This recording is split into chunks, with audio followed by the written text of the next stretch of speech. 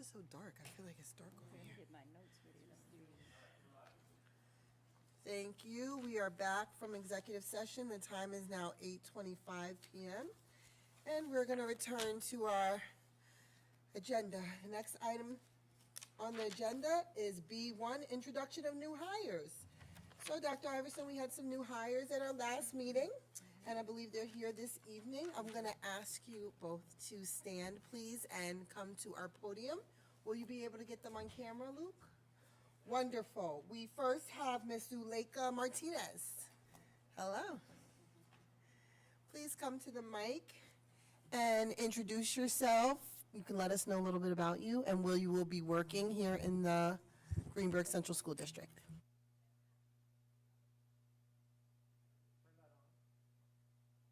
There's a little button you have to hit till it turns green.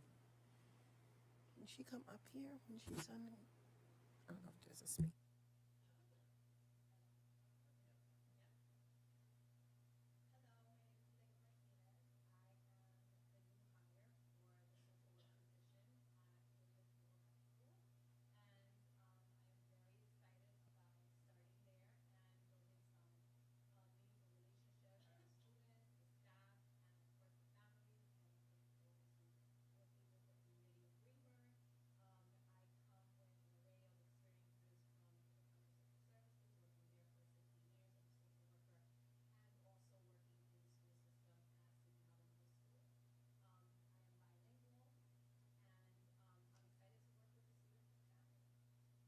Wonderful, thank you. Welcome, Ms. Martinez. And can I ask you, you're a social worker? Yes, I am. That's wonderful. I'm so happy to meet you. Welcome. And please come up and meet us. We like to shake hands for our new hires. Excuse me. It's like you're so I know you are.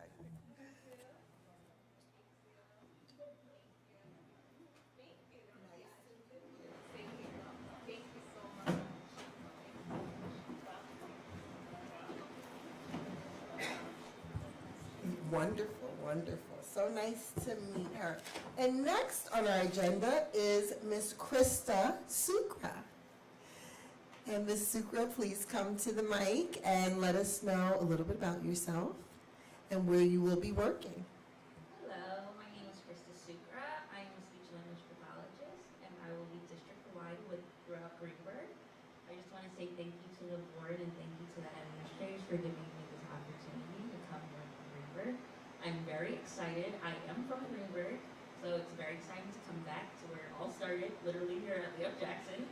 So after I graduated from Woodlands in 2016, I went to Iona College, and then I went to New York Medical College for my master's, and after that I did my fellowship throughout Westchester County, where I had the experience of working in private practice, but that gave me the opportunity to work in daycares, homes, schools throughout Westchester County, specifically Southern Westchester County, so Mount Vernon, Mamaroneck, Larchmont, White Plains.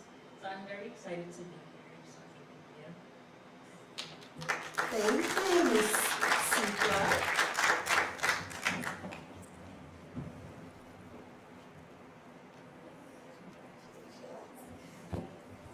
And so I hear Ms. Sucra has gone through Leo Jackson. Would that be Highview as well, Ms. Sucra? Yes. And RJ Bailey. And you said you graduated from Woodlands. I graduated from all the schools. Makes me happy. From all the schools. Makes me happy. Thank you. Welcome. Okay. So thank you both for attending this evening, and we look forward to all the wonderful work you do with our students. Do we have any public comments? No?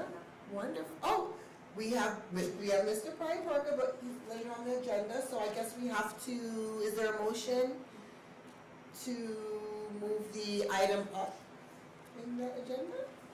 No? Okay, you know what? Mr. Parker, could you please come up to the mic and tell us a little bit about yourself. Now, we're not going to clap for you as a new hire because we haven't hired you yet. But your name is on the agenda for later in the evening. Please tell us a little bit about yourself. My name is Brian Parker. I am a Greenburgh resident, former Greenburgh employee, returning to the Greenburgh Central School District. I will be the educational television supervisor. I will work behind the camera I hope you let it be the front of the camera again. That's pretty much it. Okay, and you said you were from Greenburgh? Yes, born and raised. Born and raised, and are you raising anyone here? I have 4 children in the school district. We are in a lot of schools. Going well so far. Wonderful. Thank you for trusting the school district to raise your children, to help educate your children. Nice to meet you and welcome. He's learning from being in front of the camera. Okay. So next on our agenda is public comment. We have no public commenters. Okay, great. Oh, not great, but I keep going. Next we have item B3, IB presentation. That's going to be from Ms. Catherine Adore. What's up? Oh? Yeah. I'll see you again. Make sure all of this is working. You can hear me? And I'm Catherine Ador. I'm the Director of International Baccalaureate World Languages and ENL for the Greenburgh Central School District. I'm here tonight to talk a little bit about IB, the goals that were set in the strategic plan, and also the goals that are set for the department this year that support the work that we do in the strategic plan. These goals are hopefully familiar to you as a board. You've seen them previously. And we reported on them last year based on the way that they were written. We had goals that related to number of students in the diploma program, students who were completing courses, professional development in the PYP program, and goal related to the key concepts of the PYP and participation in extended day program. And we've met all of those goals last year. We're still actually tracking that information in terms of, I have a spreadsheet that shows, at least me at this time, who's registered where. We just got through finalizing our numbers with International Baccalaureate. That will be finalized by November 15th, and we'll be doing a little bit more data analysis on that coming this fall and winter. But this leads into our department goals. And this year, we've, making sure this is,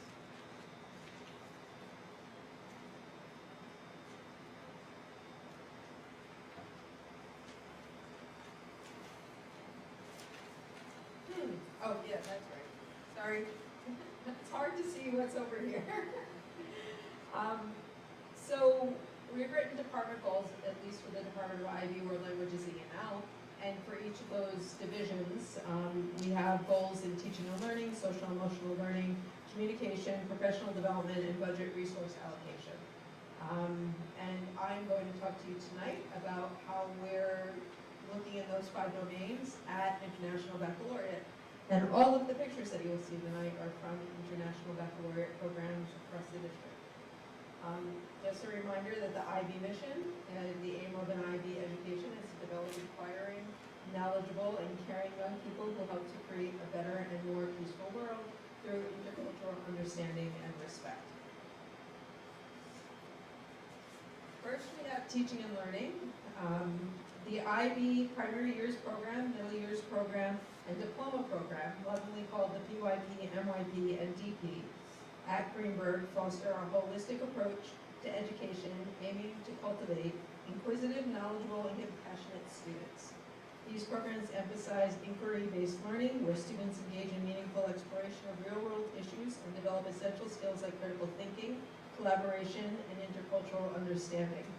By embedding the IB learner profile and approaches to learning skills into all subjects, GCSD's PYP, MYP, and DP prepare students to be reflective and adaptable individuals equipped to succeed academically and socially while contributing positively to their communities and to the world. This year specifically, in teaching and learning, our focus in the department has been on the MYP.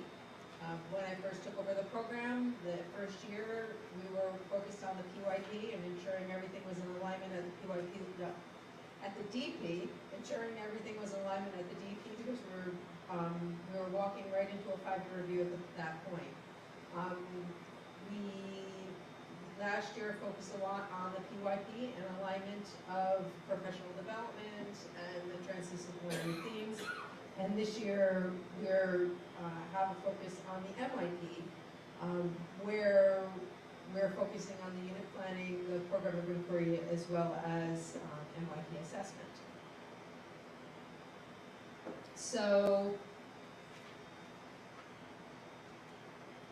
all of our teachers in the middle high school are teachers of the MYP. The program runs grades 7 through 10, and the majority of our teachers at any given time at the middle high school could cover classes in 7 through 10. We're currently in the process of everybody being retrained, and IB requires that training happen every 5 years for all of the individuals. So we just finished our second cohort today of teachers for this year. We did 3 cohorts last year. We're doing 6 cohorts this year. And our third cohort starts tomorrow. Who are going through all of the new ideas, concepts, and programs, and kind of revisiting their units and planning. They are realigning their units and new standards to the IB frameworks, and also we're taking a look at the IB assessment. That's the area where, in terms of the MYP, there's a framework of assessment that has to do with looking at a holistic view of work through kind of a rubric structure and how that fits into the program of practice that we currently have. And there'll be a lot of focus on that this year. And one of our goals is to ensure that all of that happens and that we're reporting appropriately for IB. Next is social emotional learning and wellness. Integrating social emotional learning into the IB curriculum across PYP, MYP, and DP and GCSD supports students' holistic development, aligning emotional, social, and academic growth. By embedding SEL standards into everyday learning, students strengthen skills such as self-awareness, emotional regulation, resilience, and empathy, vital for managing both academic and personal challenges. Now, the SEL program in the district, as that committee worked together, some of you on doing that work along with Mr. Giarusso and Mr. McCoy and a whole host of faculty, staff, and community members across the district and students,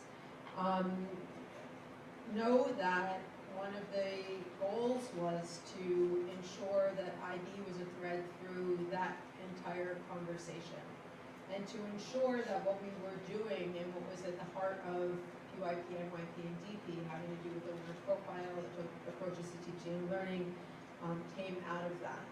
And that whole group, when putting together the standards that are available on the website, and the website link is here, and you have that information. Actually, it's in the banner in the upper part of the homepage of the website. It says SEL.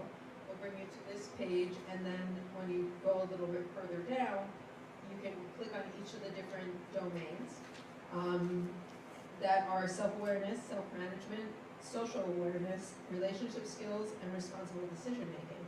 And then each of those domains have standards for each of the levels, PYP, MYP, and DP, and then the connections to the learner profile. So as an example, you can see here, you're looking at the domain self-awareness, and the connection to the learner profile are the reflective and open-minded components of the learner profile itself. The next piece is communication, and establishing clear and consistent communication across Greenburgh IB program strengthens the connection among students, families, and staff, creating a shared understanding of the IB mission and values. Effective communication ensures that everyone is aligned with the goals and expectations of each IB level, fostering a unified and supportive environment where all stakeholders are engaged and informed. So our goal has been to establish clear and consistent communication across the departments and buildings, with an expected outcome of stronger, cohesive IB culture and increased student engagement and success throughout the continuum. So there are a couple of things that we've done. I have some of them listed here, and you have the first of one of them up there in your hands. First, I send out communications to the entire staff for our IB, and their email musings on any topic that happens to come up, some having to do specific with IB regulations and others having to do with maybe something that's currently going on with the students or in the community, or an idea that comes across. And it really just brings the idea is connected back to PYP, NYP, and DP across the district, and to show our faculty and staff that IB is connected to everything that it is we do. And each of them starts a different conversation with a different person, and it's really interesting to see who connects to what when I send those out. For the DP program, I send out what's called the Wednesday weeklies. Those are on all the different components of the DP program, providing resources and connections for parents, and hopefully giving them the supports or ideas that they need in order to ensure that their DP student can be successful. We've significantly enhanced the IB website. It contains all of the policies and handbooks and procedures related to International Baccalaureate now, and all of the presentations that we've done so far about International Baccalaureate across the district, including the most recent parent university, which I apologize, some people were not able to get into, but I did present, record it, and put it online so people can see that information. There are some building level newsletters that are going out. The example being RJP just sent out a building level newsletter about their first transdisciplinary unit, moving into their second one. That's going home to families and showing the work that students have been doing, including the kickoffs and celebrations that they do in relation to that work.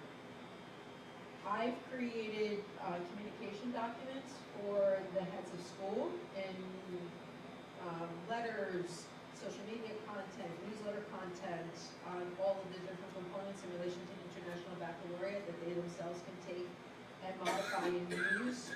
Some standard statements across the district, so they're sending the same message across all of the programs.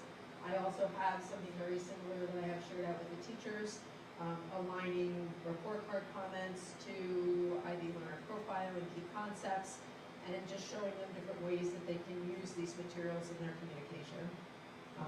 And you have in your hand what I hope to be doing over the next couple of months, which is taking all of the things like the manuals for IB and the 54-page manual that explains what the program of inquiry is, and condensing it down to one page of information for all of you. Lots and lots and lots of topics in IB. IB is a philosophy, and they like being philosophers. So there's a lot of information and background and research and ideas and concepts and talking and language around each and every single one of the IB concepts. So I took the program of inquiry, broke it down into its basic components, and you can see it across the PYP, NYP, and DP. The program of inquiry at the PYP level are the transdisciplinary themes. There are 6 transdisciplinary themes. There are 6 units at every grade level, and and it's kind of like the umbrella to all of the rest of the curriculum. There's a bulletin board out in the hallway here at Jackson that shows what unit they're doing and what it's around the corner across from the library. And on the back of your sheet should be a copy of the bulletin board that shows the program of inquiry at RJB. And what the kind of the scope and sequence of that is for the year. At the MYP, inquiry gets pushed into the subject areas. It becomes a component of the approaches to teaching and learning. And at the DP level, you see that go a little bit deeper into the program through theory of knowledge.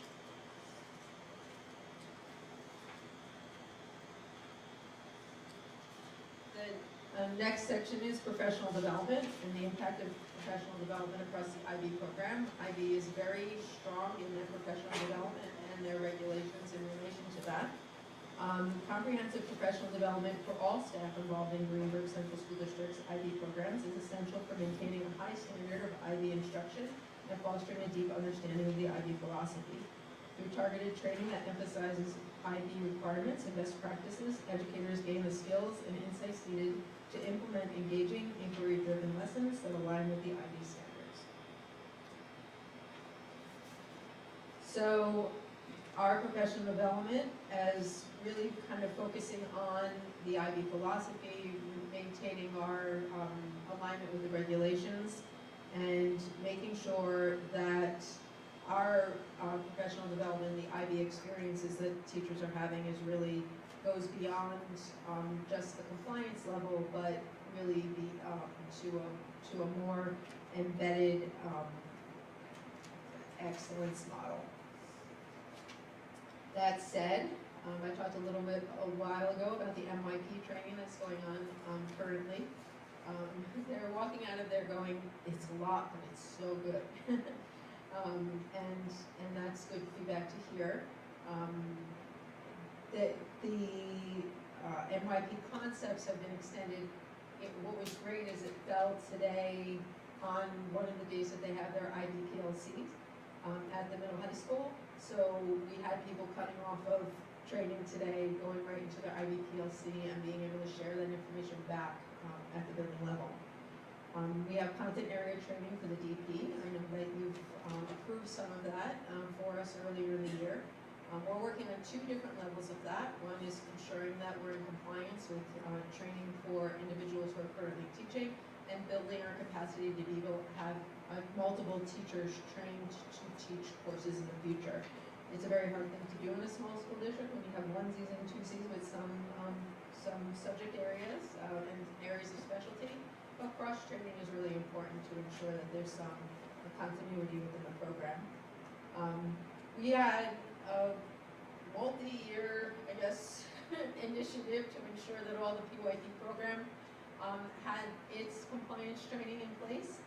And we're currently working on putting that training in place for our new staff. But before we commit to online training with IB, Putnam Northern Westchester BOCES is looking to put together some continuum training with the area school districts who are also IB schools. And Fred Endice is communicating with us regarding that. So we're hoping to be able to send our new PYP people to a face-to-face training, leading the learning for all of our new administrators in the district. That's coming up this winter, spring, to ensure that everyone has the opportunity to see that component of it, including Dr. Nijoku, who will be part of that. And we embed International Baccalaureate into all of our professional development through the targeted leadership and the PLCs. There's always a connection in the work we do back to International Baccalaureate. And last area is budget and resources. Full funding and resource allocation for GCSD's IB programs enables teachers and students to benefit from enriched learning experiences that go beyond basic requirements. By investing in materials, enrichment opportunities, and professional development, GCSD ensures that educators have the tools to deliver dynamic, high-quality instruction at every level.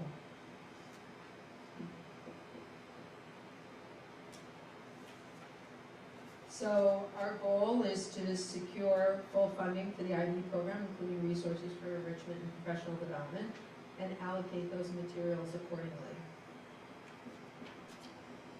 So we have upcoming what's called a coordinated 5-year review.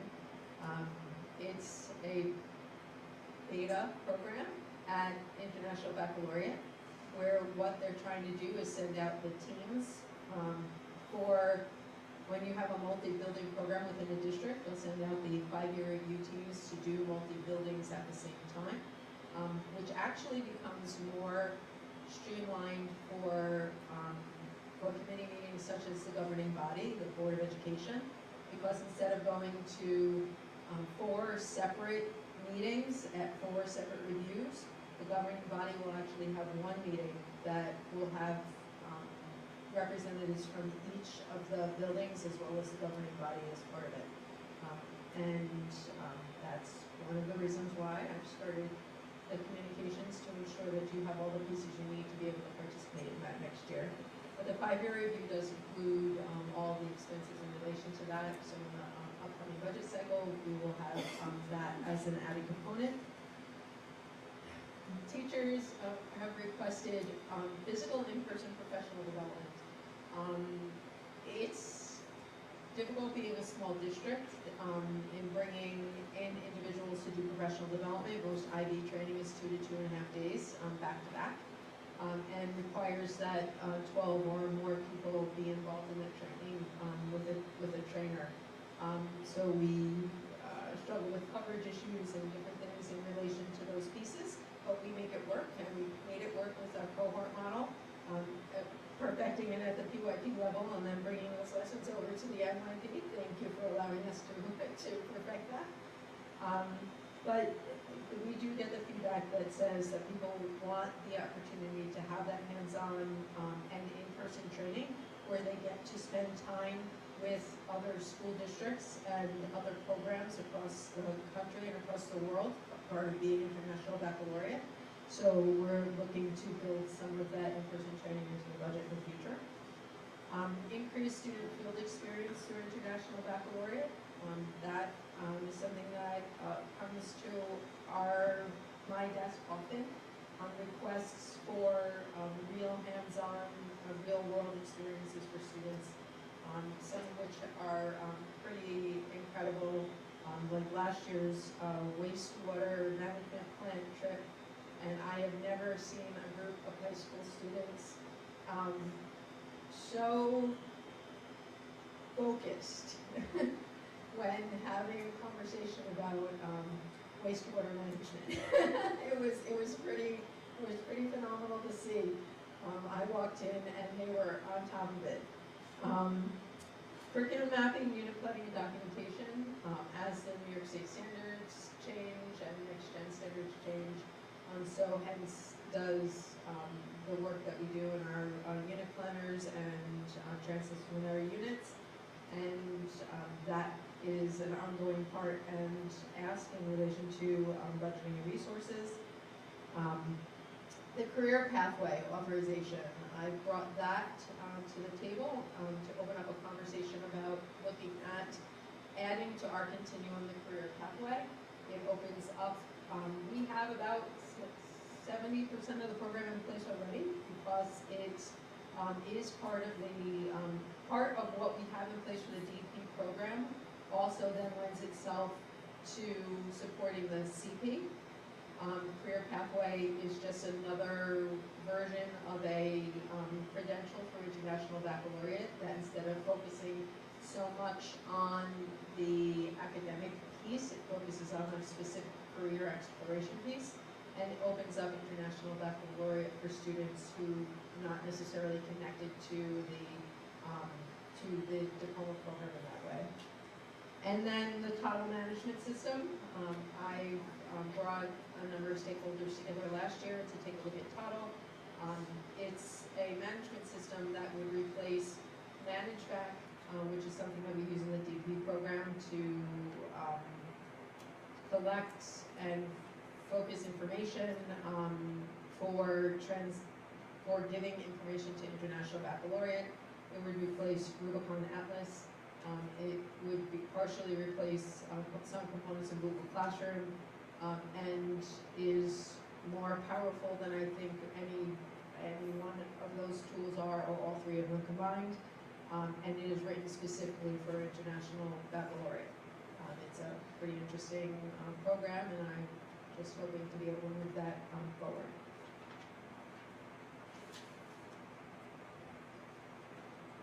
That said, those are the areas in which we're working, and it sounds a lot like what we're talking about is things that we do with teachers and things that we do in the background with programs and professional development and all of these different things. That's what the work that we have to do to ensure that the teachers and our community is ready to support our students in these programs. So one thing that's really kind of important is to look at this, what the students say. And I collect data, started it last year, beginning of the year, end of the year data from students, and then again this year. So I started with the student survey for the DP Year 2 students, and I said to them, please select the top 3 reasons that continue to influence your decision to participate in the IB-DP program in Year 2. And our students responded, 65% chose, they could choose more than one option. 65% of students said that was the desire for a challenging academic program. 70% of them say that it's related to college and university admissions process. 45% personal growth and development, and 40% parental influence. So, but more interesting is to hear it in their words. In reflecting about their year 1, it was good, but a lot harder than I expected. Rather than simply being difficult, there was a lot more work than I expected. I made significant academic process and feel much more prepared for college. I persevered and showed grit during my first year. Accomplishing 4 HL classes, including HL math, was incredibly rough, but it improved my resilience and work ethic. This past year, though the classes were rigorous, I gained the highest GPA among my high school years due to time management and accountability. And it was stressful, but not impossible. So that said, these initiatives provide a foundation for enhancing student success, and we're in the process of implementing action plans in each of the areas and monitoring progress through regular evaluations and feedback from staff, students, and families. So just a little bit of a reminder of what the IB mission is, and there's another slide that I should have used here that shows the connection between the IB mission and the portrait of the graduate, and the real connection that shows that IB really is at the core of what it is that we do here in Greenburgh. Thank you very much. Do you have any questions? And the hands go up before you finish. Yes, there's always questions. Thank you for your presentation, Ms. Sador. And I see a question by Trustee Valen. I have a couple, but I won't say them all. But first one, the 5-year review, what's the timetable for the 5-year review for the 3 levels, if you could, you know? So, IB delayed our MYP review in order to align it with all 3 of our PYP programs. So we'll do the 3 PYP programs and the MYP together. The preliminary review, which is a whole lot of paperwork, which is what we're currently working on right now, is due in the fall of 2025. Then we go through what's called the PDP, which is the not a professional development plan, but it's a program development plan with the International Baccalaureate that shows a program that we've been working on in the district that's related to International Baccalaureate, which is our SEL program. And then the in-person visits, we will have 4 teams of individuals from IB here, 1 team for each building at the same time. And that will take place in the spring of 2026. Yes, 2026. Okay, and then when does the DP start? The following year. So fall of 2026, we're in the prelims. Yeah, it'll probably be more to the, that will probably start in November, December, January, and then roll over into the spring of the following year. Yeah. Gotcha. Yeah, yes. Okay, one other, well, I have a couple, but I'll just say the second one for now, and then I'll see my time. As a parent of a DP child, I just got an invitation to join ManageBack last week, and I'm wondering why. So there are components of ManageBack that we've used across the district, or actually across the DP program. It's a back-end thing. It's where we put our IB information that then transfers to what's called IBIS, which is the International Baccalaureate Information System. And that's how they get our information on our kids, who's registered, what tests they're taking, whether or not they finished their past projects, all the rest of that. Up until recently, it's been a program that our teachers and advisors and students have used in order to document their work. And we've worked with ManageBack recently, and they showed us some components in relation to being able to give parents reports from ManageBack. So we've filled in some of the blanks in some places and feel that it's a great way to be able to communicate with parents, especially about CAS and extended essay.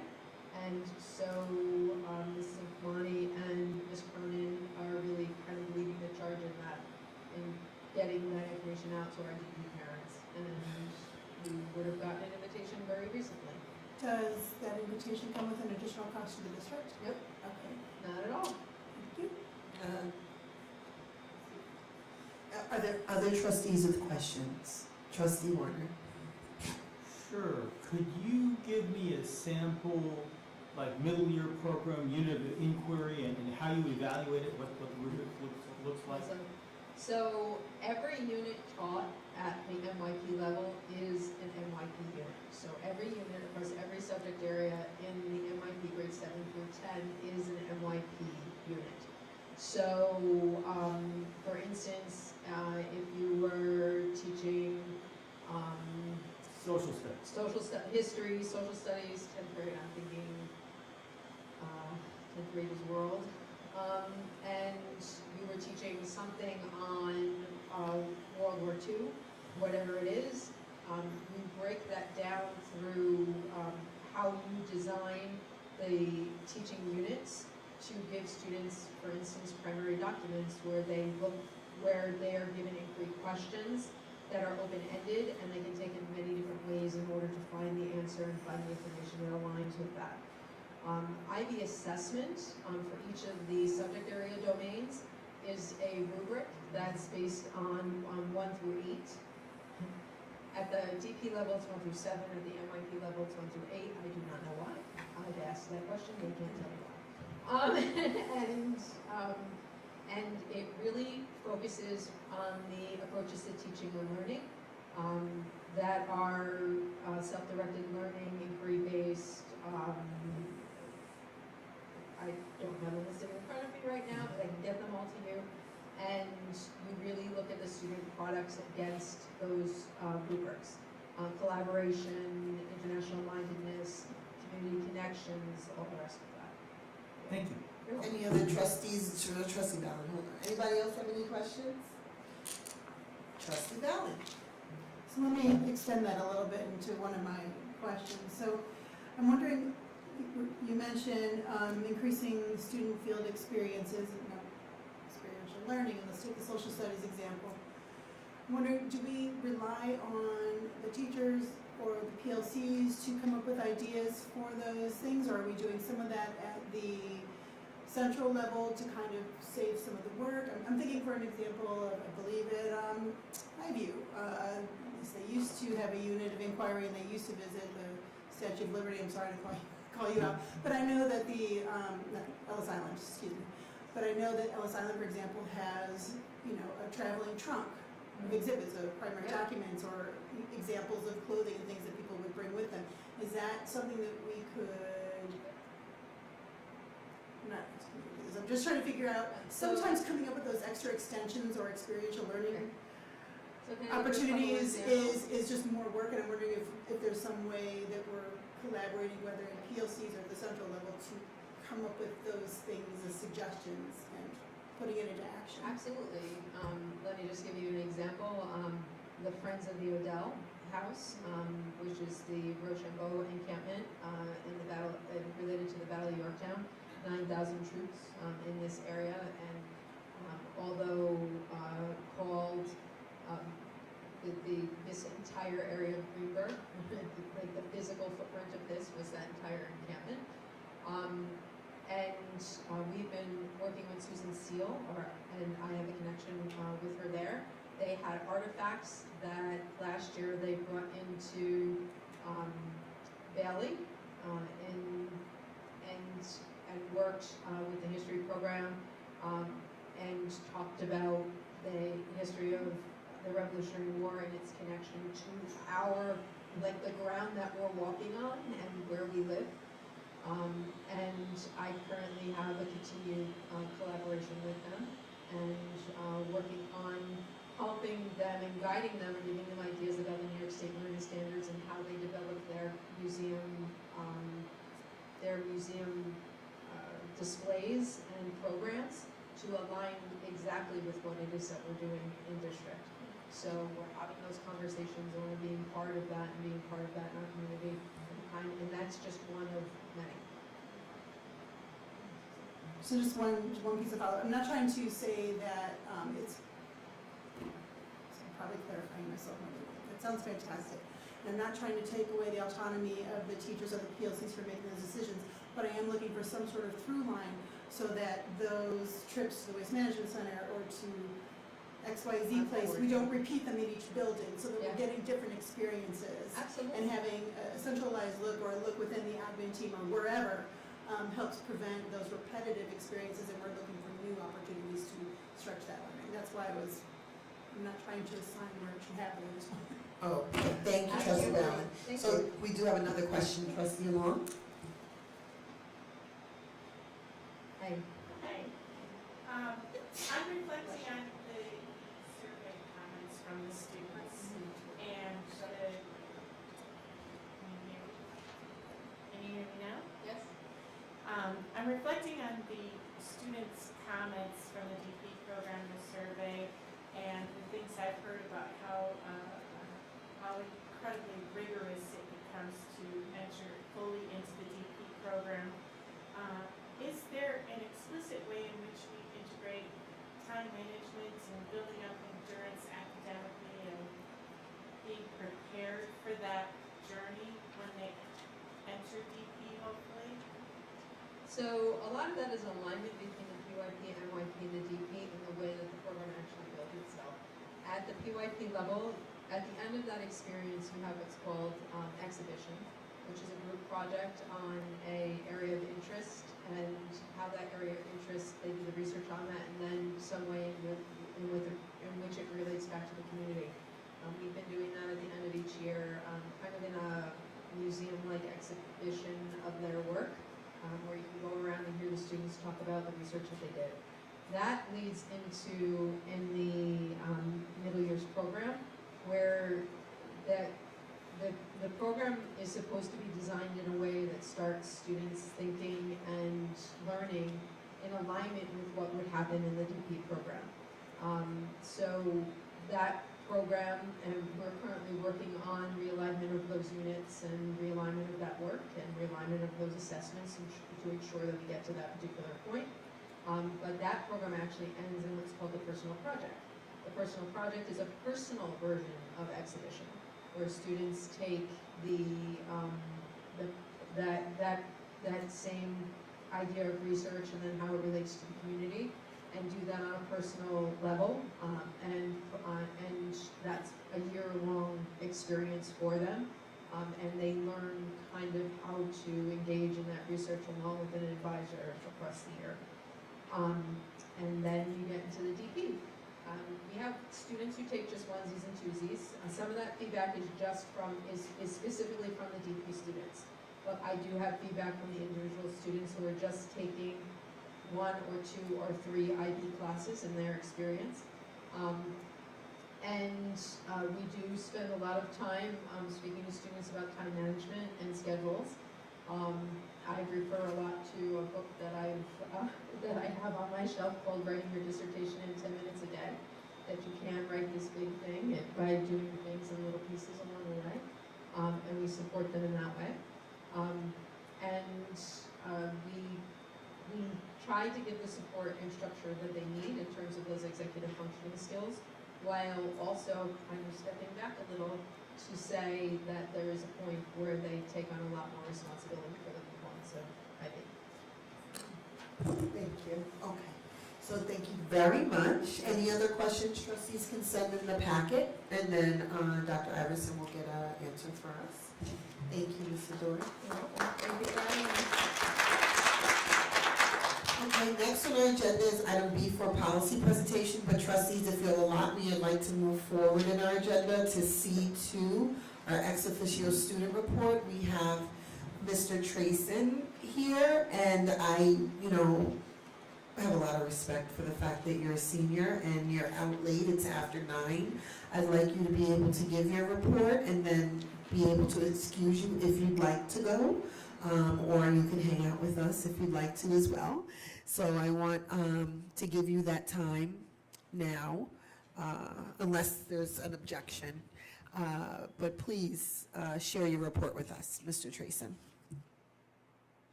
Can you, okay.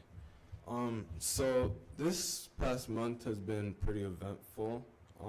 We've had our student elections throughout the 4 classes, and we've actually had we've had 2 sophomores, and Shia P. Sam and Rachel Udobi, organize our first HOSA chapter with the help of Mr. Nowak, the science teacher.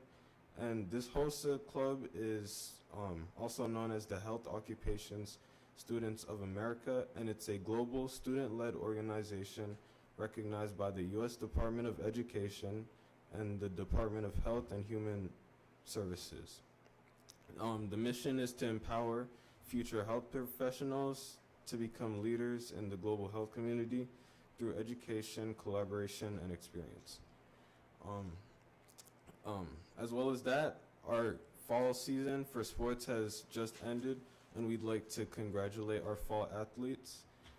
And our winter season has started yesterday, but it's still open for registration on Family ID, so athletes still have time. And since it's November and Thanksgiving is coming up, in the Woodlands building, I'm not sure if it's throughout all the buildings, but our student council has created a gratitude wall on the first floor where our student body is able to place down things that they're grateful for in their lives. And the student council would like to wish all of you a happy holiday. And anyways, last week Mandarin students have been traveling to the China Institute Gallery in New York City and enjoyed learning about Chinese culture, and they even enjoyed Chinese cuisine. The African American Men of Westchester will host the Criminal Justice Program this Thursday from 9 a.m. to 1:30 p.m. and students from BSU, EBCC, and the College and Career Readiness classes will be participating in this workshop. Other than that, seniors have hopefully finished their applications for the early deadline, which was November 1st, 5th, or 15th, depending on the college. And we'd like to thank the guidance department, the teachers, and our parents for all supporting us throughout this process. And yeah, that's about it for my report. Thank you. Oh, there's more? Sorry, there's also the Key Club blood drive, and the Key Club is also running a food drive this week, so they're hoping to receive donations for that. Other than that, the Key Club has also had a successful fall rally where we invited multiple schools, and we raised about $300 for the American Cancer Society. And yeah, now thank you.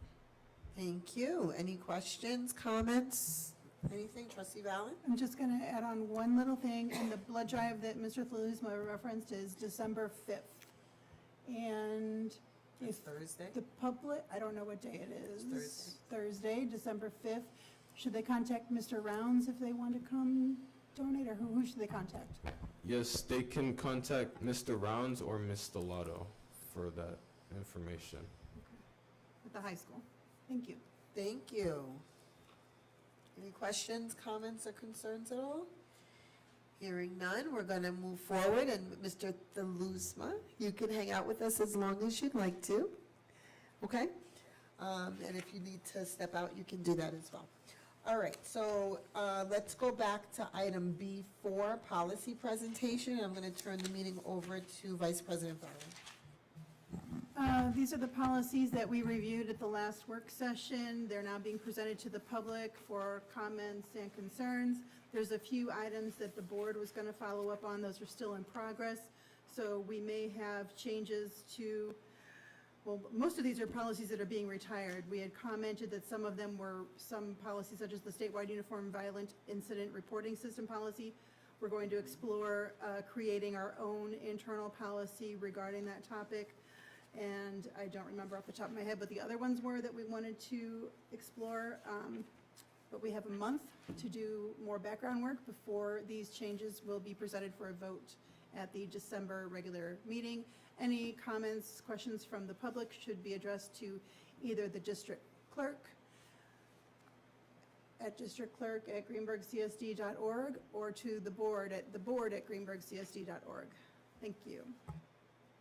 I will also request that any board members themselves with questions or comments on these policies copy the whole board. Thank you.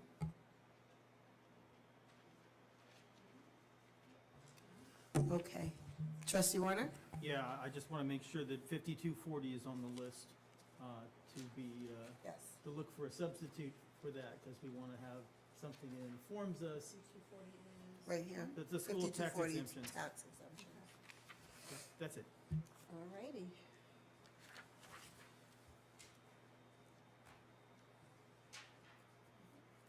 Anything? No? Okay. Next, we have C1 committee and liaison reports. Do we have any committee reports? Trustee Warner?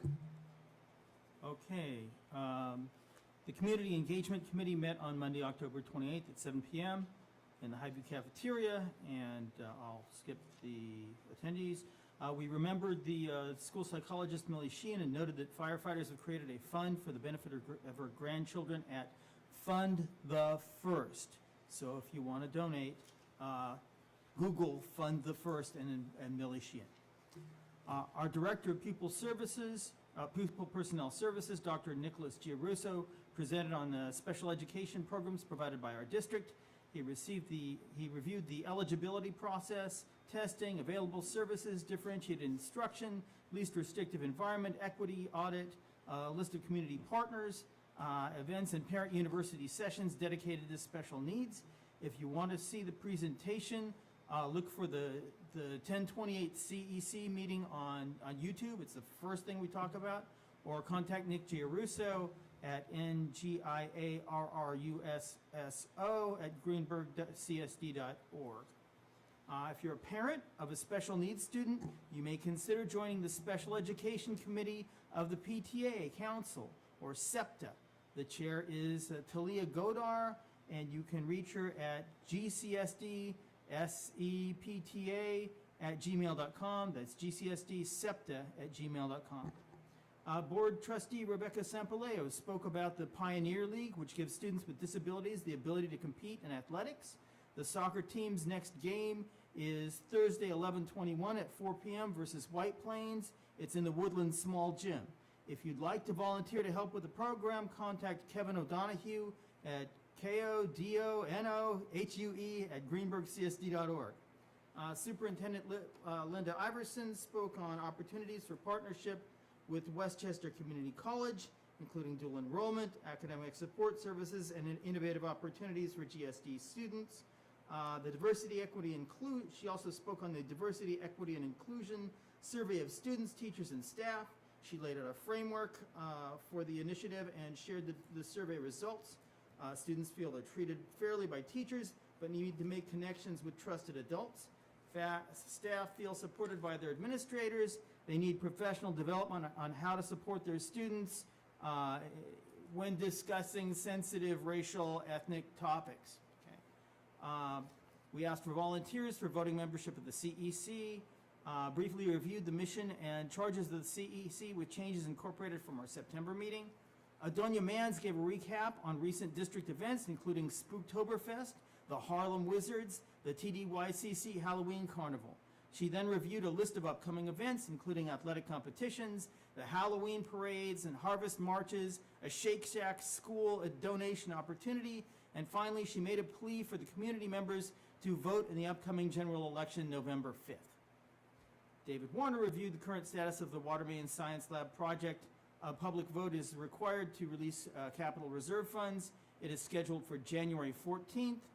This project will have no impact on property taxes. We discussed the former relations with community businesses and with an eye toward renewing those relationships. We reviewed a historical presentation held at Greenburgh Public Library on the ballet Serenade, which was first performed at the Warburg Mansion and eventually resulted in the foundation of the American Ballet Theater. We have a commemorative plaque outside the mansion honoring the event. This was in 1934, so we're 10 years out from the 100th anniversary, and we may want to consider restoring the plaque. The next meeting of the Community Engagement Committee is Monday, 11/25/24. I have another do you wanna committee get- report. Do you want me to okay. go on, or is there somebody else? Are there any questions or concerns or comments? Okay, go ahead. The Facilities Committee met on 11/7/24 at 6:30 p.m. in the Woodlands Innovation Lab and via Zoom. I'll skip the attendees. We discussed water sources for fighting fires on the Woodlands campus with Hartsdale Fire Chief Ray Maceda.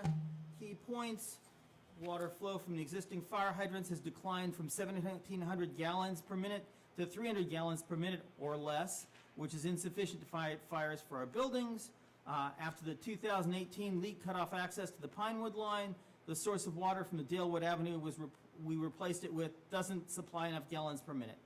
The pond next to the high school has decreased in size significantly due to the drought, but it is not a usable water source for fighting fires, even when it's full because of mud. Okay. With input from Chief Maceda, we chose two options for completing both water main project and the science lab renovation in 2 years, and recommended an option which splits the water main project into 2 parts and renovates all 9 science labs. We agreed that was the chosen option, 7-1, and option 2 was to split the science lab project and leave the water project as one. We heard a project status report on project status from Mike Messina and Dennis Pugliese. The energy performance contract work is ongoing in all schools. Weather stripping insulation, window caulking, electronic heating controls. They're laying pipe for gas lines and pouring the footings to the solar panel carports. ECP has surface mats for swing sets in the bottoms of slides. The Woodland Security Vestibule is delayed again by insurance issues. The mansion roof project, phase 1 for all buildings, and the RJ Bailey Auditorium renovation are all closing out. The tennis court, track, Woodlands roof, and RJ Bailey flat roof project bids should be in by now, and they're to be awarded in December. And Highview window wall shop drawings are in production. The next meeting of the Facilities Committee is 12/12/24. Any questions, comments, or concerns? Why is the vestibule delayed? There's a parent company of the company that defaulted on the contract, and they carried the insurance. And we now have contracted leasing, which is supposed to, which the company finished RJ Bailey, the internal part of it. And so we want there to be an insurance carrier, but it needs to be the parent company unless they're defunct. If the parent company is defunct, then we get the insurance from Lisi, but we have to take time to make sure that we have the right company giving us insurance. How much time does it take to get insurance? Either they have insurance or they do not. That's correct. So that is a question for the administration. Dr. Iverson, Ms. Raymond? Because it's my understanding that we've had this company now for quite a few months, the new company. So what's going on with the insurance?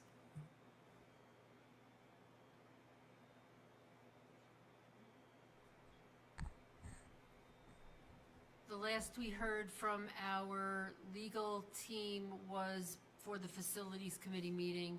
We haven't received any other update. They're waiting to hear about the parent company's insurance, which is going through the surety before we can proceed. We have no new update. Thank you, Ms. Raymond. Our legal meaning Jaspin? Correct, the construction attorney that we use through them, yes. Okay, she just walked out of here, but I'm gonna text her now because I didn't realize there was some more delays. I think this needs to be like a weekly check-in now at this point. It's too much. Who?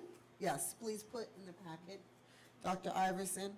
I'm just gonna send her a message now. What's happening with Tracy, the I think it insurance? wasn't a packet. I didn't hear you. I think it wasn't a packet. Yeah, The but, vestibule status. yeah, It was but like a how- long, yeah, it was a long, that's what I'm Yeah. saying. It's been a few months now. We need no, to. and the last packet that came out, there was a status on the vestibule. We're asking for weekly updates now on the insurance, like what is happening. Oh, gotcha. They need to make calls, follow up with the insurance for the vestibule. I mean, it's just kind of lingering. We're about to enter the winter now. Do you want me to talk about Leah Jackson now, or are we gonna do that? Go ahead and talk about Leah Jackson, Trustee Warner. Oh, you mean for your committee liaison or for, oh, well, are there any more questions about this, facilities? No? Are there any more committee reports? Yes, Trustee Jacobson. I'll let somebody else go. Trustee Jacobson. Well, David was in my committee too, so that counts as well. So just to report on the tech committee, most of these things are in action, and so some of this might be outdated based on when our committee met. But basically, the summary is that most of our new website operations are happening in-house with limited consultation when needed. And we are continuing to train staff at the administration level, secretarial staff, and making sure everyone kind of knows where their lane is and what they should be updating and accessing and providing push-outs of information. We are continuing to look and establish a procedure for updating staff directory information. We just got a couple new hires tonight and making sure that all of our stuff is up to date. And just a reminder to families to make sure you fill out the community eligibility provision, the digital equity survey, which should be in your emails now. If you do not have access to digital information at home, there are paper pieces that can be provided to you so that you can fill out the survey so that we can make sure that you have the digital access that you need. And there are still some outstanding acceptable use policy students that we need to make sure we have that information so that they can access the network and be able to take any tests and any kind of surveys or anything that's happening digitally within our district. We are still working on establishing a more effective app for the website to make sure it's more user-friendly. And we are following up on the policies, the new district policy of this year of the elementary schools not taking their Chromebooks home. So we're continuing to reevaluate that. Additional trail and boating cameras are on track for installation, and the tech department is still addressing upgrades to the internet access in the buildings and on campus. And our next meeting is December 5th from 1 to 3 in the Freelo Center. Thank you, Trustee Jacobson. Are there any questions, comments, or concerns? Trustee Mans. Thank you. This happened at, I think, our working session, but did you guys, were you able to tap into seeing a type of software program that we can utilize to translate for families when we're having, big events and things like that? So yes, we did talk about that. Thank you for bringing that up. So we were actually kind of playing around with free programming that's out there that utilizes AI to do both, can read you the translation in your language, but can also show it in print.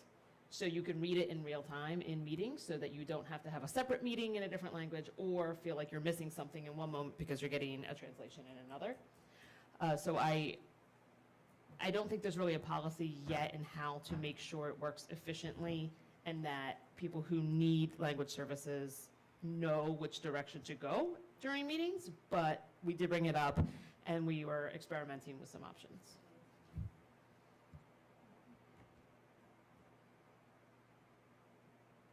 Okay, any more questions or comments? My only question is why are the kids not taking home their Chromebooks?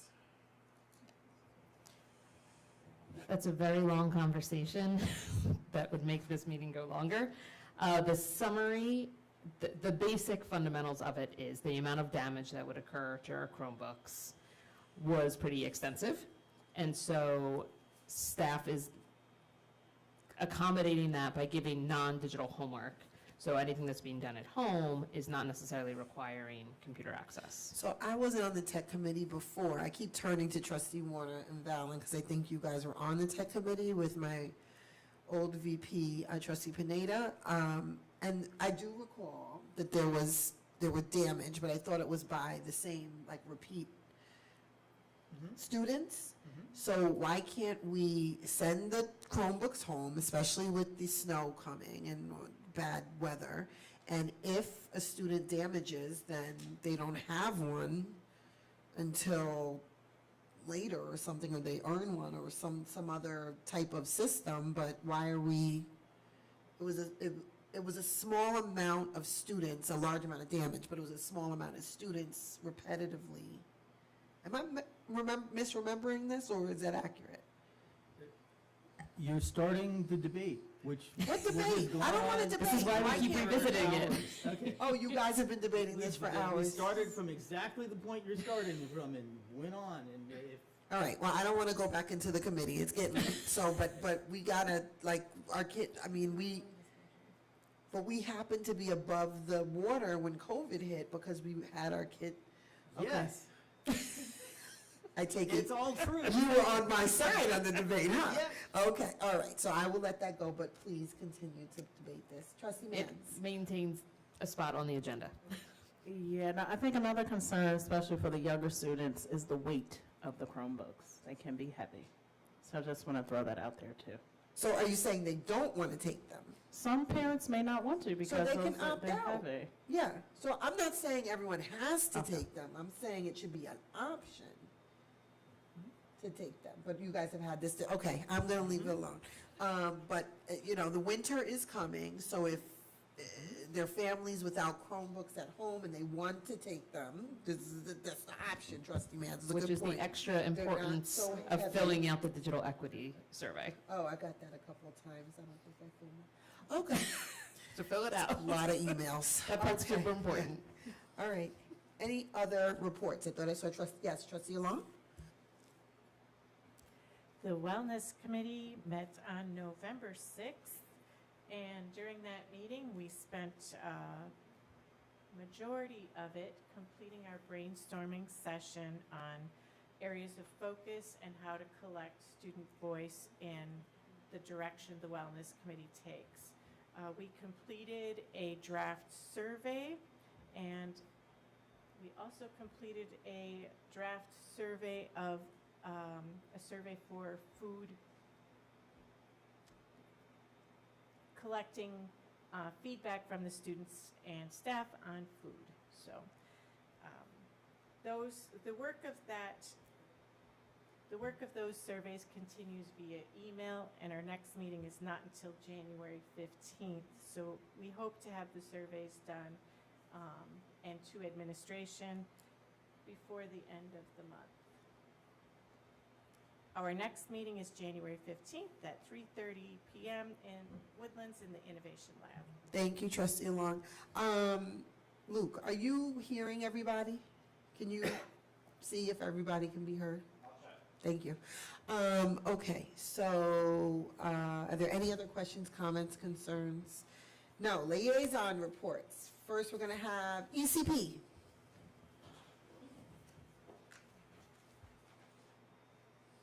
All right, so ECP is busy at work as always. So this month, in October, they were able to strengthen outreach efforts by hosting open classrooms. So that was an opportunity for parents to engage with students' learning, their environment, observe instruction, and connect with the teachers. So that was well received. They celebrated the Harvest Festival. That's a tradition, again, bringing together families, teachers, and community members, for a day of fun and learning. Also, there was the Spanish Heritage Month was October, so there was a celebration right here. I was able to attend that. A lot of families came out. There was dancing, there was food, it was fun, and it looks like everyone had a good time. Looking forward is family literacy this month in November. So parents can come and explore ways to support reading development at home. If I recall correctly too, I think ECP went to visit the library. Dr. Iverson, I think you went with them in October, right? Oh, you didn't make that one? I'm sorry. But you were invited. But they're going to continue that relationship, which is going to be very nice. And so that's what I have right now for ECP. Thank you, Trustee Mans. Next, we have Leah Jackson. The Halloween parade featured a lot of interesting costumes, skeletons, princesses, the Mario Brothers, SWAT team members, superheroes, a ship with a captain, and an inflatable dinosaur. The Miles Morales incarnation of Spider-Man seems to be gaining popularity versus the original flavor. The Flash is gaining on Batman. Principal Simone was a traditional witch. The teachers have always dressed up, often as crayons. Now the parents are beginning to dress up. The Woodlands High School marching band played. The high school guidance counselor showed up. Dr. Foy was Buzz Lightyear. I wore my Star Wars tie. There were a lot of photo opportunities, and a good time was had by all. The November PTA meeting has been rescheduled for Wednesday, November 20th. I think, nope. Canceled again? All right. Twice canceled. And November 21st is National Parent Involvement Day, open house at all schools. Okay, that's it. Next is Highview. I have Highview. Highview had a successful STEAM night on Friday. This coming Friday is their Spirit Day on the 22nd, and students and staff can wear Thanksgiving-like colors, like yellows and reds and orange, or a combination of all. The next book club needs to be postponed because the book, which was Gooseberry Park, did not arrive on time. So it will be on December the 10th. This Thursday, the 21st, is the first parent coffee that is in person at the cafeteria at 9:15, which also leads into Parent Involvement Day, and parents are asked to remain if they wish, but need to exit by 11. If you do decide to stay, you can participate in a school-wide art project that will then hang in the PTA bulletin board at the entrance of the school. And there will be some construction for the first, for 2 weeks, beginning approximately December 2nd. And students who ride vans will be picked up and dropped off at the front of the building instead of the back. So they might be 5 to 10 minutes late to get home. And if you are interested in joining the PTA or volunteering, the PTA is looking for more members and is also looking for volunteers to man their school store. Okay, thank you. RJ Bailey? The after-school program surveys went out and students signed up, and so it is scheduled to start the week of December 3rd. So if you haven't signed your kids up, I would do that very, very quickly. The 21st is National Parent Involvement Day, and the Writing Revolution Gratitude Chain will be there, where parents and guardians can join their child in creating a paper chain expressing what they're grateful for. Parents are and guardians are welcome to visit the classrooms throughout the day. They are doing, also on that day, that evening is the PTA meeting from 6:30 to 8 p.m. via Zoom. After the general agenda, they are doing a presentation on parenting in the digital age, being curious and setting boundaries. So grown-ups and student members are highly encouraged to attend.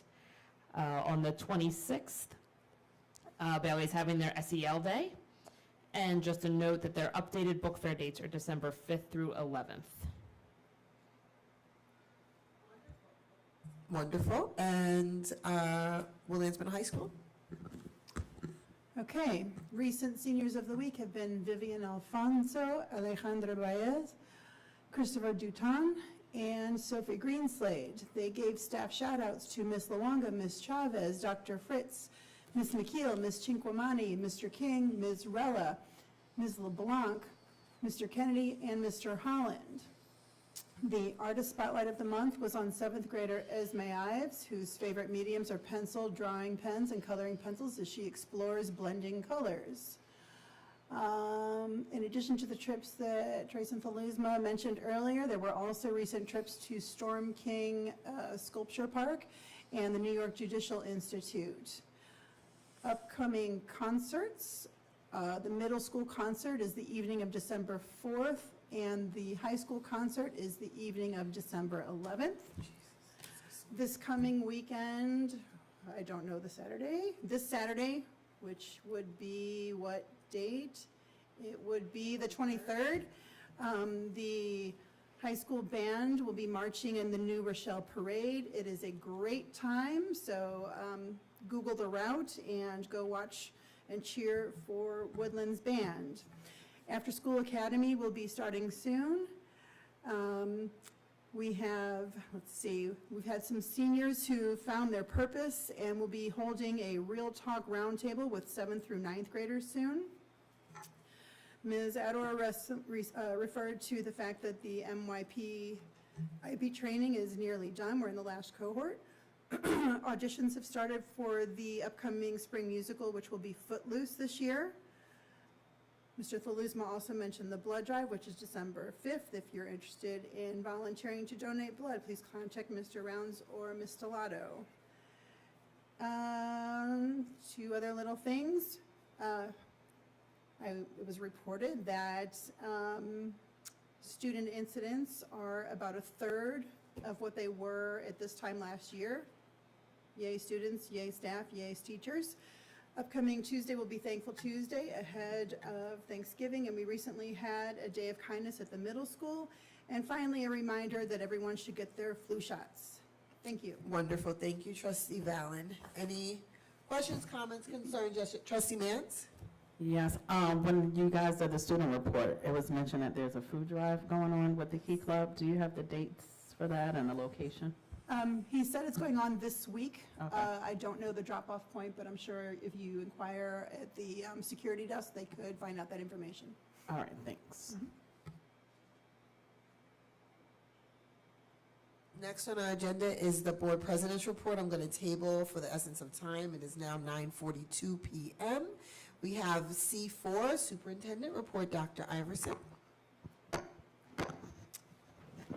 Good evening, and thank you, Trustee Mayers. I have a couple of announcements I would like to make. And first, I want to recognize 6 Woodlands students, high school students, who have been acknowledged and awarded a National Recognition Award from the College Board.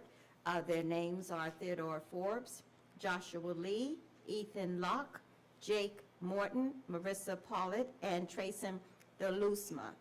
These students are either juniors and or sophomores, and to be eligible for this recognition, they must have achieved a GPA of a B+ equal to at least a 3.3 or 87 between 87% and 89% or higher at the time that they were submitting for the award. Also, they must be in the top 10% among PSAT 10 test takers in their state for their award program, or have received a 3+ score on at least 2 distinct AP exams in 8th or 9th grade. So we want to congratulate those 6 students at Woodlands High School and for their accomplishment. Congratulations to them. At this time of year, as we've heard mentioned tonight, it is our high school seniors are looking ahead to post-graduation plans, and in the recent weeks, the guidance department had a tremendous innovative college workshop that was well attended, breaking away from the traditional lecture format to offer a more interactive experience for students, where they were able to engage in discussion around some of the very important topics such as choosing the right college and the application, of course, that FAFSA form and all of those great things that students need to start talking about and our seniors as they begin to plan for college. We're also proud to announce the relaunch of our New York State Department of Education's My Brother's Keeper initiative for our young men of color in grades 7 through 12. Greenburgh has been, been part of this NYS, New York State MBK initiative since 2016. And if we want to make sure all our students out there, if you are interested, please complete this sign-up form, and you will be invited to attend an information session, which is coming up on Monday, November the 25th. So we would love to see you there. Also, you've heard already about tomorrow is National Parent Involvement Day, so it's all parents, open houses for everyone. Tomorrow at all of our schools. Just another example of how the district is connecting with families to build relationships and share what is being taught in our classrooms from math, literacy, SEL, and IB. Parents and community, please be on the lookout in your mailbox for our fall edition of the Greenburgh Falconer, our newsletter. It has been mailed and it's on its way. Please be on the lookout for that. Yes, I'm sorry. Parent Involvement Day is November 21st. What day did I say? Doesn't matter. Please come out. It's open house and just kind of get engaged and visit classrooms. It'll be a great event to see parents there. And that's all I have. Thank you very much. Okay, thank you, Dr. Iverson. Next on our agenda is Assistant Superintendent for Curriculum, Dr. Njoku. Thank you. So a couple of highlights. One, so that everyone and the board is aware that the State Education Department, New York State Education Department, has updated the state report card. So it's available for viewing with aggregated and disaggregated data, student enrollment, and report card data. We wanted to share that the Parent University iReady workshop held on November 4th, facilitated by our district-wide literacy coach, Ms. Lori DeAndrea, was a success with over 60 parents attending. The session was recorded and is available on the district website under Curriculum and Instruction, the section Parent University, and you click the iReady Diagnostics, so it's there live. The Education Committee meeting was held on November 12th. Thank you once again for all board members under the chair leadership of Trustee Vallon. It focused on SEL as part of the overall MTSS framework.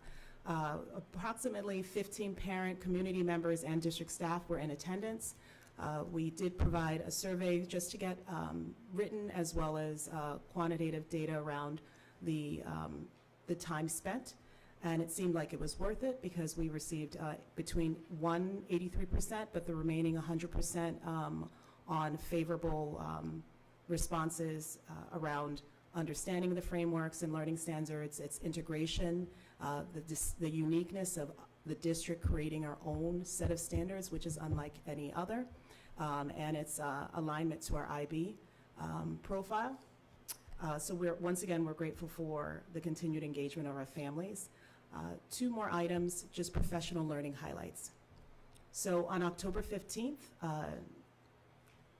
Woodlands Middle High School and R.J. Bailey ELA grade 4 through 8 teachers participated in Morphing Magic. It was a virtual training focusing on enhancing morphological awareness, those prefixes, suffixes, roots, through interactive lessons, activities, and assessments. They were so engaged, they're looking towards how next steps, curriculum enhancement. Finally, November 12th, we wanted to highlight one of our own teachers, Mr. Thomas Tokarski. He co-presented at the Science Teachers Association of New York State's, the STANIS conference. His session was titled Supporting Students Through the New Investigations and Performance Expectations which introduced real-world virtual inquiry case studies to help students navigate the new science standards and develop critical problem-solving skills. So this is a great achievement, and it's a highlight and an acknowledgement of our district staff to be able to teach other leaders statewide. Thank you. Thank you, Dr. Njoku. And next we have our Assistant Superintendent for Business, Ms. Raymond. Thank you. The treasurer's report for the month of September, we began the month with $21,636,104, deposited $1,628,146, and dispersed $7,344,935, to end the month with $15,919,315. As I put in my weekly update to the board, I updated the facility naming application. If you have any comments or further changes, if you could let me know. I'd like to put this on our website by the end of this week or the beginning of next week if possible. So if you haven't looked at that, if you could, and if you have any additional comments or recommendations, we would appreciate that. The Regeneron letters are ready to go once again to Regeneron to ask them to assist us with funding for projects, specifically the science labs at the Woodlands Middle High School. If you have anyone that you specifically would like to get that to, or have any other recommendations, if you could let me know that. I'd like to get that out also by the end of this week. We will begin our budget meetings for the next school year this week, and it will carry on into the first week of December. We are meeting with all administrators and directors to get an idea of what they are looking for and or asking for the new school year. I am working with our Capital Region BOCES grant writers, researching 2 different grants. One is a grant opportunity that just was presented to me today for electric buses and charging stations. Even though we do not have our own buses, we can partner with our busing contractor to get some of this funding. So I am working with one of the representatives to see what the possibilities are for Greenburgh, if anything, just to get possibly a grant for charging stations so that we will have them on our campuses. The other grant is through DASNY. I've been speaking with a representative regarding infrastructure needs that we have here on all of our campuses, and either applying for a grant ourselves or possibly with the town of Greenburgh. So I will keep you updated as we know, or I know more on that. And that's all I have. Thank you, Ms. Raymond. Are there any questions, comments, concerns? Trustee Valen. Thank you, Ms. Raymond. It's not directly reported to relevant, oh geez Louise, okay. You mentioned the form that we're going to be looking at and that you'll add to the website, which reminded me of the facilities use form. It's no longer PDF fillable online. I was just wondering if that's something that you can have someone look into. It's got little tiny spaces, and when you're handwriting everything in, it's very difficult. So if that could be made PDF fillable once again, that would be, I think, helpful for the public. Thank you. I'll look into that. Thank you. Any other questions, comments, concerns? Hearing none, let's move on. Next item on the agenda are D1, personnel instructional items. Can I get a motion, please? I move that we approve the instructional personnel items presented to the board for approval this evening. Second. It's been properly moved in second. Any discussion? Hearing none, all those in favor? Aye. Any opposed? Any abstentions? Motion carries. Item 2, D2, personnel non-instructional items. I move that we approve the non-instructional personnel items presented to the board for approval this evening. Second. It's been properly moved in second. Any discussion? Hearing none, all those in favor? Aye. Any opposed? Any abstentions? Motion carries. It was brought to my attention, since I moved so quickly, that in our instructional items, we did approve the tenure of Miss Catherine Adore. So I do want to take a minute to at least acknowledge you.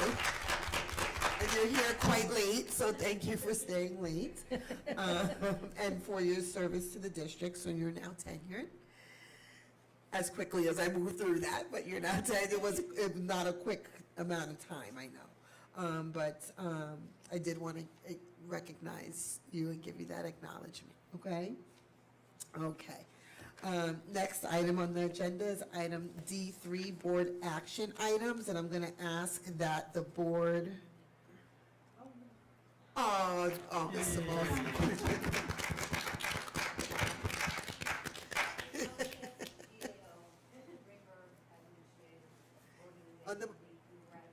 Get the mic. Sorry. On behalf of the Greenburgh Administrative Organization, we'd like to congratulate Catherine on this receiving her tenure. Her dedication and diligence and hard work has not gone unnoticed, and she highly deserves this honor. So congratulations. Thank you. Okay. I'm sorry to rush through that moment earlier. Thank you for bringing it to my attention. Okay, board action items. Can I get a motion for G1, G2, G4, and G5? I move that we approve the board action items G1, G2, G4, and G5 presented to the board for approval this evening. Second. It's been properly moved in second. No side conversations. Is there any comments? Yeah, I'm sorry. I was just trying to confirm if we approved instructional items. I feel like we jumped right into non-instructional unless I missed something. We did. Okay, that's all. Thank you. So are there any questions, comments, or concerns about G1, 2, 4, or 5? Hearing none, all those in favor? Aye. Any opposed? Any abstentions? Motion carries. And item G3, there's some comments on this item, so I'm going to ask for a motion. I move that we adopt item G3 as presented on the agenda for approval this evening. Anyone? Is there a second? Second. It's been properly moved in second. Any discussion? Yes. Trustee Valen? First of all, well, perhaps Trustee Long would like to go first because she might make my point moot. The Wellness Committee has on their agenda to review policies number 8211 and 8240. We did not get to that in our last meeting, and if it would be possible, we'd like to table these two items so the Wellness Committee can continue their conversation. They've reviewed them, but we haven't conversed on these two policies. Trustee Valen? In addition, I would like to state that a member of the public did submit an email today regarding policy 8211, asking us to consider a slight addition to the wording of the paragraph under HIV/AIDS instruction, which if we're going to agree to table the adoption of these two policies, then that could be considered as part of the Wellness Committee's deliberations. So Trustee Warner, do you want to modify your motion? To just approve 7160. I move that we approve policy 7160. Second. It's been properly moved in second. Any discussion? Hearing none, all those in favor? Aye. Any opposed? Any abstentions? Motion carries. So for the record, Ms. Vargas, we're tabling 8211 and 8240 for approval, and we will pick it up next meeting, next regular, what? If I may, because the Wellness Committee doesn't meet until January, Oh, this will probably need to be put on the January regular meeting for Yeah. approvals? Okay, thank you. so both of, God bless you, both of your policies you guys are approving? I mean, both of the policies you're looking at, not just 8211? 8211 and 8240. Okay. All So- right, so Ms. just, Var- let's just leave them off until your committee does them. We'll leave them off for now. So don't even move them, just leave them off for now. Okay, you'll let us know when you're finished that, okay. Next on our agenda is, Finance. I got lost now.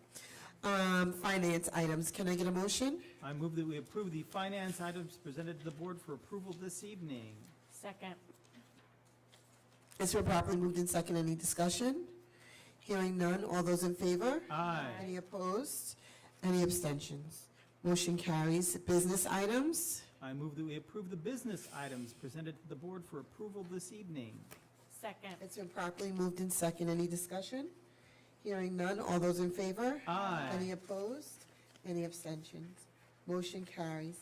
Pupil personnel services items. I move that we approve the pupil personnel services items presented to the board for approval this evening. Second. It's been properly moved in second. Any discussion? Hearing none. All those in favor? Aye. Any opposed? Any abstentions? Motion carries. I don't have this here. Walk-on resolution. I know, I don't have the number. Yikes. Okay, give me 1 second. I just gotta look something up really quickly. I think it was in, I can probably find it off the salary scale, right?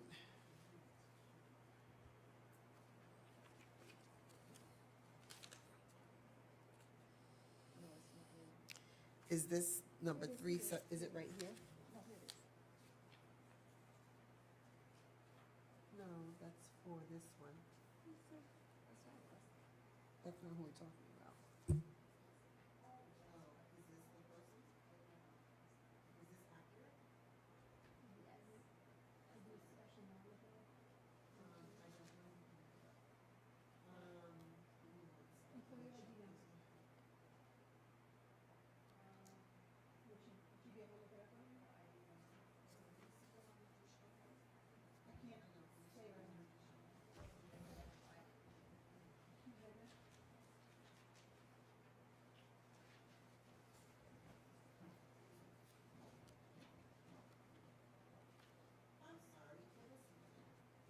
I'm sorry, trustees, I'm trying to get an employee ID number, so just give me 1 second. Where are the charges?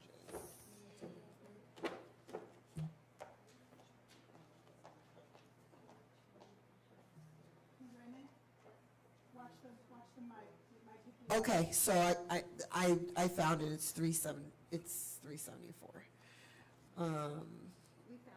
Yeah, it's correct. As long as it's in line with the other one. Okay, trustees, for new business, item K1, we have a walk-on resolution.